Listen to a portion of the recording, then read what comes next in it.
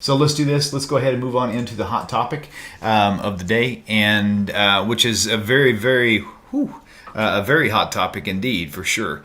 The way it first came across my mind was in this situation with the woman caught in the act of adultery. So many questions, one of which is, was the way it handled, what was the way Jesus handled it? Was that correct according to Torah? And tell us more about this this whole topic of the woman who was caught in the act of adultery. And tell us what you know about that, please.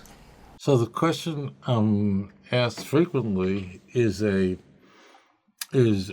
about a vignette that is unique to the book of John.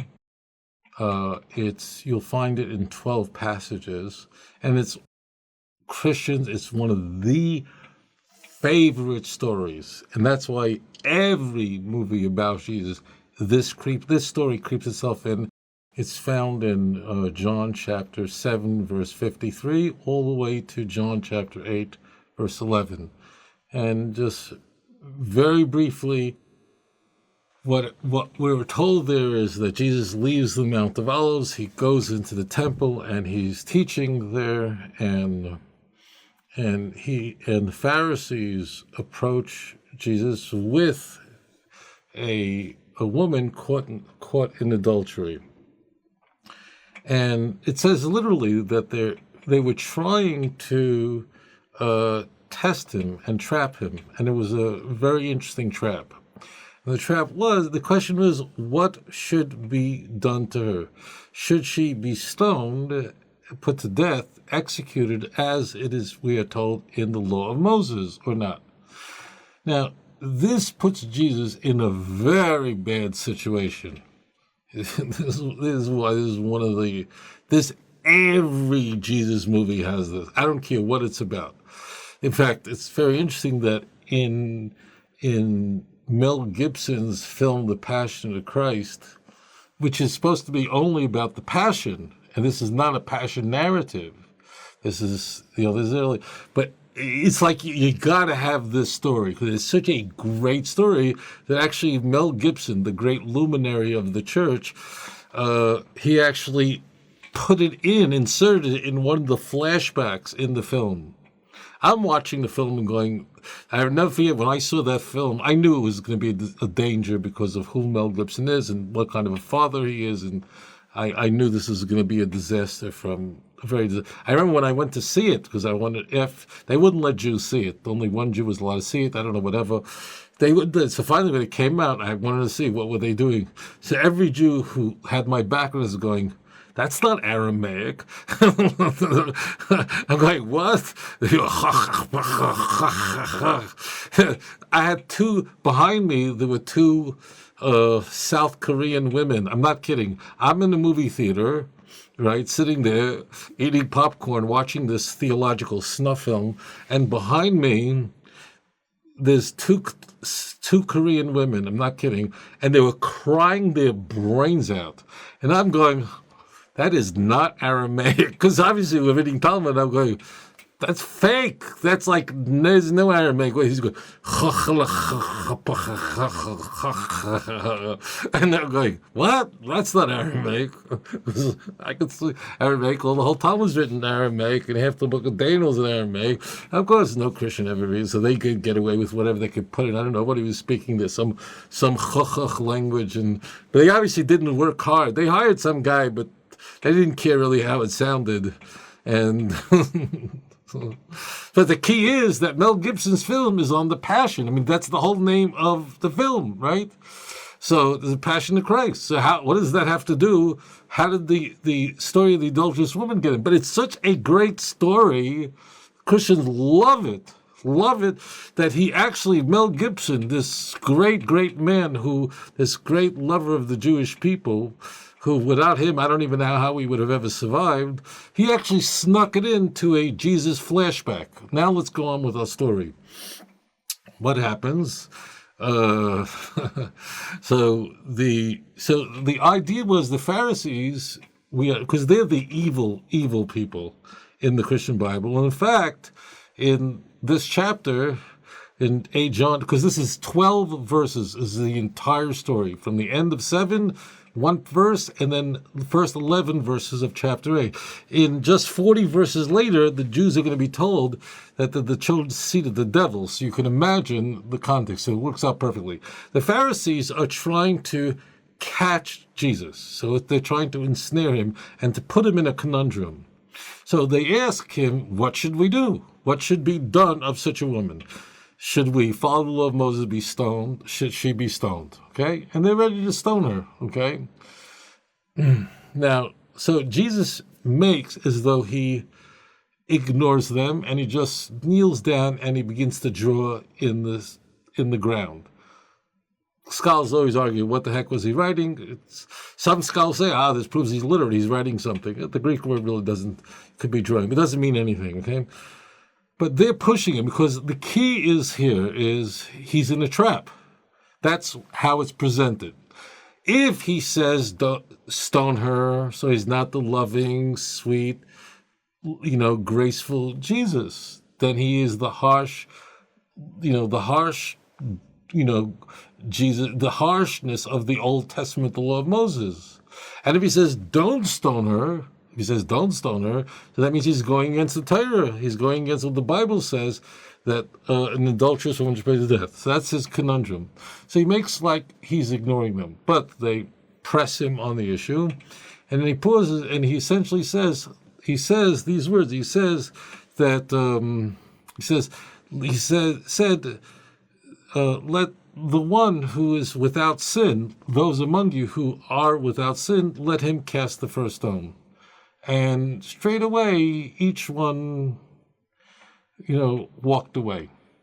And then, because they all realized that they can't condemn her, they can't put her to death because they themselves were sinners.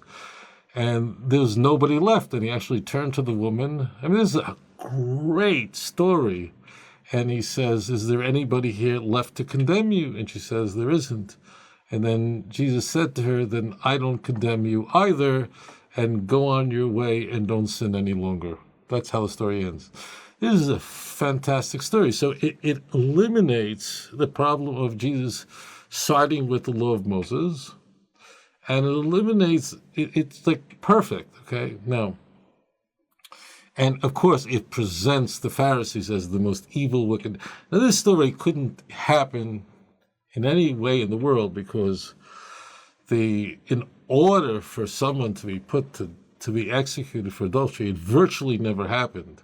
I mean, if more than one person was ever executed in 70 years in the land of Israel, the Beth Din was considered a Bezdin Katlonos, a killer Bezdin. It was so not because it's okay to commit adultery, but if you look in Deuteronomy and the level of evidence necessary and eyewitness and testimony and so on is so difficult, the standard is so difficult that it's almost impossible to be carried out. But it requires, no one just brought the temple and should we stone or not? The Beth Din, the son has to be chaykev and dirish, it's whole, and West in each witnesses, investigate and so on. So the story is, of course, it's as basically as authentic as the rest of the Christian Bible is, and that is it's complete fantasy. Great story, like the Bhagavad Gita is filled with gripping stories, but it's complete nonsense. It never happened. Now, what is very striking about this story is it also wasn't originally in the book of John, meaning that this story was inserted much, much later, probably actually, we could say, okay, it means we have early texts of the book of John.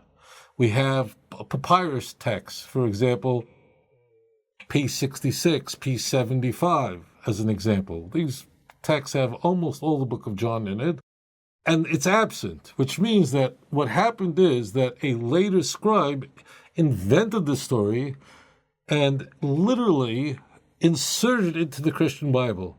Because this may surprise people, because most people think that the church only manipulated and doctored the Jewish scriptures to make it appear Christological.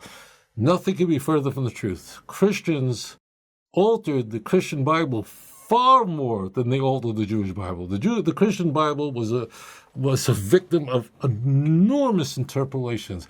Moreover, if we go to the most important codex, I can think of two. Codex, by the way, is a fancy word. It just means a book. And I'm not saying Christians invented the book, but they pretty much did. What do you mean? Well, I really shouldn't spend time on this, but simply if you have a scroll, it's hard to get from one end to the other. You got to roll it over to get from one end of a book to the other.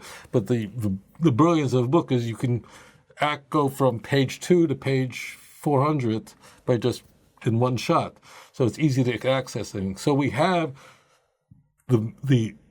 there are 4 very important early texts. Codex Sinaiticus, that's a codex that's really old.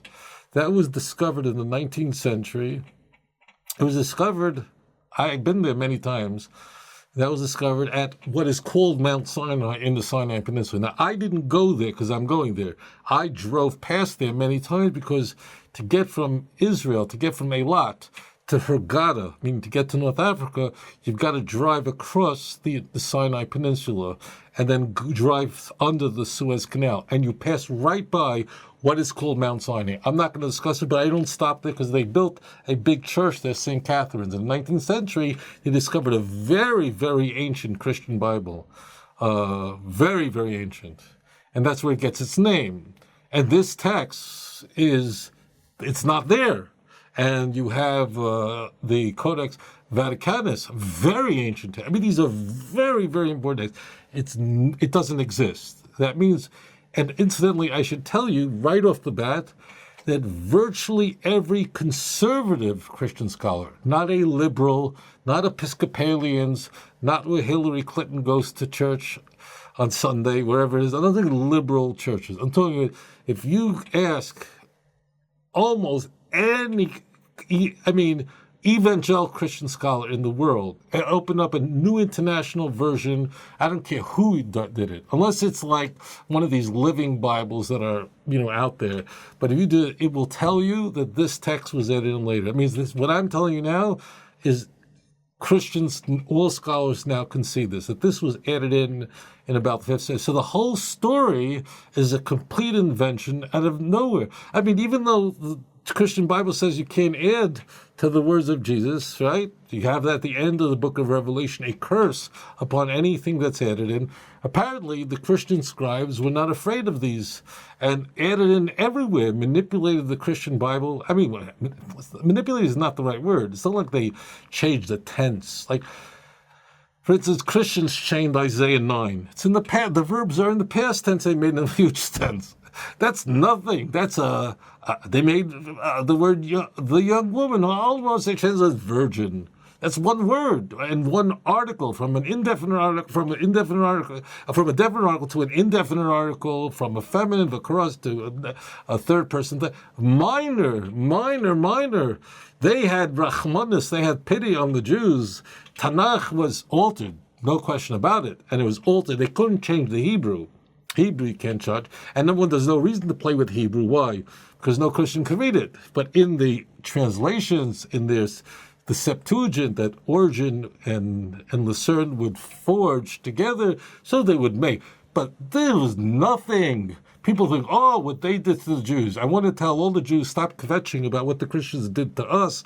What they did to the Christian Bible is being the whole text. That means we have 12 texts, 12 passages, both in the book of John and the last 12 verses of the book of Mark, 12 and 12. Those two, all Christians, unless they're, I don't know what, in some, they're living in a monastery for 30 years and all they do is eat buckwheat every day. I don't know what.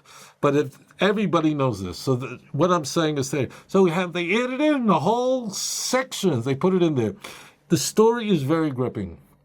The story, of course, is completely inconsistent with Jewish law, but the purpose is it's a setup. It's a gripping story, and I want to tell those people who are not Christians the reason why Christians believe in Jesus, and they are Christians, despite what is astounding evidence to the contrary. I mean, I have Jews writing, how can Christians believe this?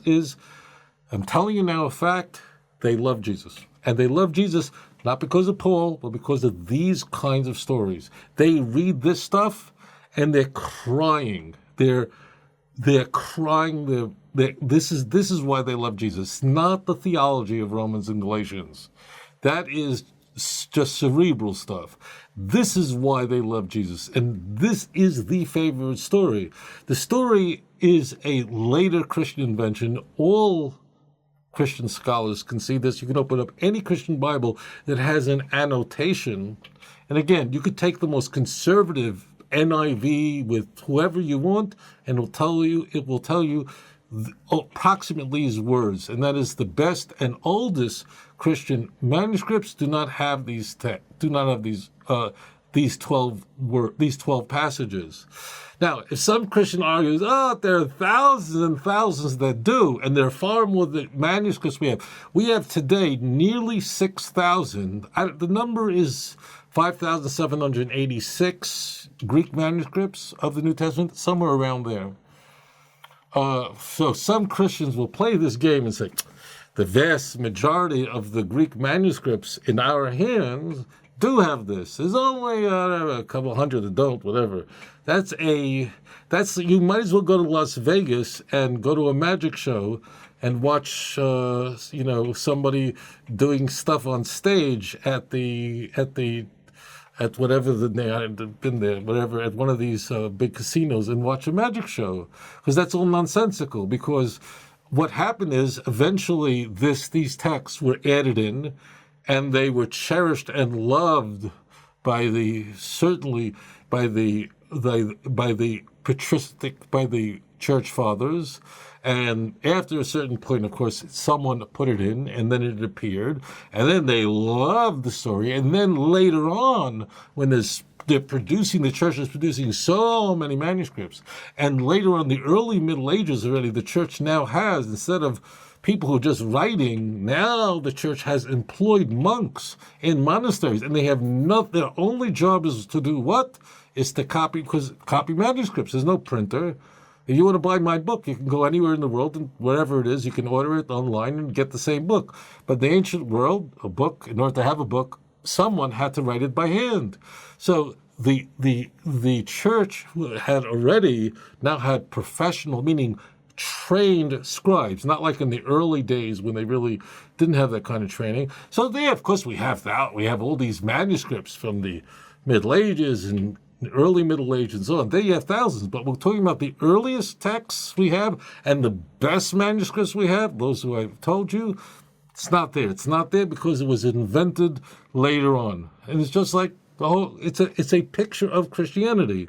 Is it attractive? Of course it is. It's as attractive as going to a magic show in Las Vegas. But the reality is that what is a magician doing? He is deflecting your attention. How does a person do magic on stage? 1,000 people are in the audience. How is he able to do an illusion? We all know that he's not really doing magic. So the answer is, it's all about distraction. Look over here, and while he has your attention here, he's over here. He's pulling a bird out of his pants from the other side. And that's the whole Christian Bible. Give a look at the Jesus and the adulterous woman, and while you're looking there, you totally forget the theology. So just watching a magic show. The Torah, on the other hand, doesn't do that. The Torah HaKadosh is perfect. It's intact, and we can go to the Dead Sea Scrolls, which are 2,300 years old, almost 2,300 years old, date all from the 3rd century BC to the 1st century BC, and 99.9% of it is exactly what we have today. We don't have these kinds of things, so therefore, this demonstrates that the Christian Bible is, and there are, by the way, I'm not talking about spelling mistakes or sloppy errors in the manuscripts, which exist. By the way, it's possible that a scribe writing a Torah could make a mistake in the letter. We see in the Dead Sea Scrolls that a scribe made an error on a letter that it was corrected. We see the corrections. You can see it at the Israel Museum, and those who come on my tours, I'll show it to you. That doesn't mean that. I'm talking about deliberate changes and adding a whole text for theological reasons, not by mistake, not because they were just correcting what they thought what some other scribe wrote. No, for theological reasons, they were perfectly willing and able and did alter the Christian Bible so that the books comported with each other, and more importantly, comported with improved and higher Christologies. And that is, in fact, the story of the adulterous woman, a completely fictitious story added into the Christian Bible. And is it a gripping story? Of course it is. It's like a magic show. Did it happen? It never happened. And it wasn't even a part of the book of John. And the story couldn't have happened, just like all the other stories in the Christian Bible that are very attractive. But like perfume, it smells a little good in the beginning, but then after that, it dies. And it's like a rose. You take a rose and you cut it off. Christianity did at some point emerge from a heresy of Judaism. Remember this. But just think about this for a moment. If you go to a rose bush, it's possible maybe the first people who believed in Jesus was alive, and they thought he was the Messiah. And then when he died, it's possible. I don't know. There's no established right. I have no idea, but I can guess it. Then most people walked away and really dismissed it. It was a mistake, and then others continued and had to reverse engineer the Jewish scriptures and so on and so forth. But that's what happened. It's like a rose. If you go to a rose bush and you cut off the rose from the bush and you smell it, right? Does it smell different? No, it smells the same. Does it look different? Looks the same. Does it have the same vitality? But come back the next day. What happens? The rose is starting to wilt. It doesn't have the kind of fragrance it once had. And come back a week later, it's dead. It's gone. It's completely changed. And come back a year later, it's disappeared. It's gone. It's sublimated into another substance. Look at the Jewish people. Look at the Torah HaKadosha. Look at the promises of our Holy Scripture given to us by the prophets of Israel, of Moses, our teacher. It's alive today as it was on the day it was given. And we can see with our eyes that there is one God and there is no other God. There is one true Torah and there is no other Torah. And no one adds to Torah nor takes away from it. And please God, to study this and understand this and put your heart to the Torah. Torah is Hashem Tamima. The Torah of God is perfect. It is the only thing that's Meshivas Nefesh, that gives rest and gives joy and solace and sobriety to the soul. And with that study, all of us together will bring the coming of the true redemption, B'mhei Rimeinu, quickly in our time. Adon Olam, Asher Malach, B'terem Kol Yetzir Nivra, V'et Nasa בחפצו כל אזי מלך שמו נקרא ואחרי ככלות הכל לבדו ימלוך נורא והוא היה והוא עובר והוא עובד והוא יהיה בתפארה אדון עולם אשר מלך בטרם כל יציר נברא לעת נשא בחפץ הכל אזי מלך שמו נקרא ואחרי ככלות הכל לבדו ימלוך נורא והוא היה והוא עובד והוא יהיה בתפארה אדון עולם אשר מלך בטרם כל יציר נברא לעת נשא בחפץ הכל אזי מלך שמו נקרא ואחרי ככלות הכל לבדו ימלוך נורא והוא היה והוא עובד בתפארה והוא עובד והוא יהיה בתפארה אדון עולם אשר מלך בטרם כל יציר נברא לעת עשה בחפצו כל אזי מלך שמו נקרא ואחרי ככלות הכל לבדו ימלוך נורא והוא היה והוא עובד והוא יהיה בתפארה אדון עולם השם מלך בטרם כל יציר נברא לעת עשה בחפץ הכל אזי מלך שמו נקרא ואחרי ככלות הכל לבדו ימלוך נורא והוא היה והוא עובד והוא יהיה בתפארה אדון עולם השם מלך בטרם כל יציר נברא לעת עשה בחפץ הכל אזי מלך שמו נקרא ואחרי ככלות הכל לבדו ימלוך נורא והוא היה והוא עובד בתפארה והוא עובד והוא יהיה בתפארה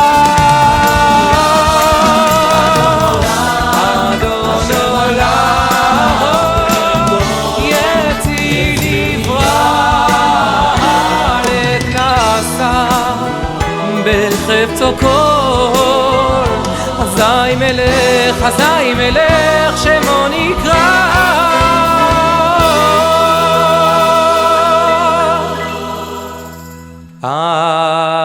אדון עולם אשר מלך בטרם כל יציר נברא לעת נשא בחפצה כל אזי מלך שמו נקרא ואחרי ככלות הכל לבדו ימלוך נורא והוא היה והוא הווה והוא יהיה בתפארה. אדון עולם אשר מלך בטרם כל יציר נברא לעת נשא בחפצה כל אזי מלך שמו נקרא ואחרי ככלות הכל לבדו ימלוך נורא והוא היה והוא הווה בתפארה והוא הווה והוא יהיה בתפארה והוא היה והוא הווה בתפארה והוא הווה והוא יהיה